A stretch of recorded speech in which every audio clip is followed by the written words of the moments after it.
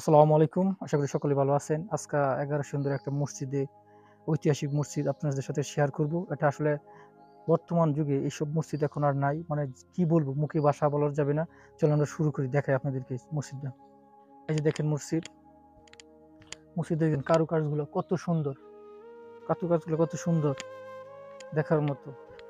আসলে এত সুন্দর মসজিদ আমার মনে হয় না যে আধুনিক যুগে এরা করতে পারবে। এটা কত শতাব্দী সালে করা হইছে আমার সঠিক জানা নাই। কিন্তু মসজিদটা এত সুন্দর মানে অতুলনীয়, কি বলবো, যা কল্পনীয়। বর্তমান যুগে এমন মসজিদ আসলে দেখার মতো অনেক একটা মসজিদ। আমরা মসজিদটা সম্পূর্ণ মসজিদ আমরা ঘুরে দেখব, সম্পূর্ণ মসজিদ আমরা ঘুরে দেখব। অনেক সুন্দর একটা মসজিদ। মসজিদের সম্পূর্ণটা দেখাও একটু, না এই সাইডটা দেখাও, মসজিদের এই সাইডটা দেখাও, সম্পূর্ণ পৃষ্ঠা দেখাও।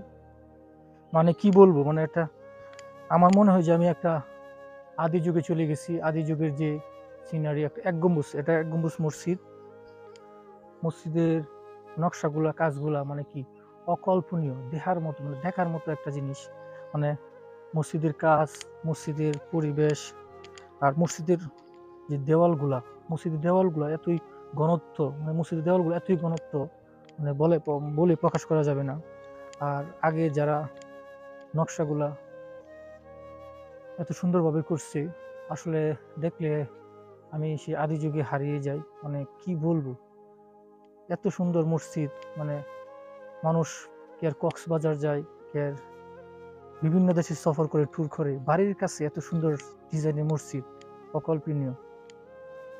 এই মসজিদের এটা দেখা তো গম্বুজটা, এক গম্বুজ মসজিদ। ডিজাইন গুলো কত সুন্দর, কত নিখুঁত ভাবে করছে। পুরো মাটির একটা মসজিদ, দেখলে আসলে কি বলবো, পুরো মাটির একটা মসজিদ। এবং ওই সময় কিন্তু কোনো সিমেন্ট ছিল না, কোনো বালি ছিল না। মানে এত শক্ত, মানে আমার মনে হয় এটা মিনিমাম ৫০০-৭০০ বছরের কম হবে না। অথচ এখন সেই মানে তার নিজের শক্তিতে দাঁড়িয়ে আছে মসজিদটা। এত সুন্দর একটা মসজিদ। মসজিদের সামনে এটা হলো মসজিদের সামনের অংশ। এটা হলো মসজিদের সামনের অংশ। আর মসজিদের যে ঘনত্বটা দেখেন কত সুন্দর। এটা দেওয়ালটা কত ফাঁস, কত সুন্দর। কিন্তু কত সনে হয়েছে সালটা নাই, কত সনে এই মসজিদটা হয়েছে। মসজিদের সামনেটা দেখেন, মিম্বর গুলা, নকশা গুলা, ডিজাইন গুলা এত সুন্দর, মানে বলা বাহুল্য। এত সুন্দর একটা মসজিদ, মানে কি বলবো, মানে যা ভাষা প্রকাশ করার মতো না, এটা যা একটা স্বপ্নের মতো। বর্তমান যুগে যারা নকশাকার, ডিজাইনকার এত সুন্দর করে এভাবে এত মসজিদ এত সুন্দর করে করতে পারবে না।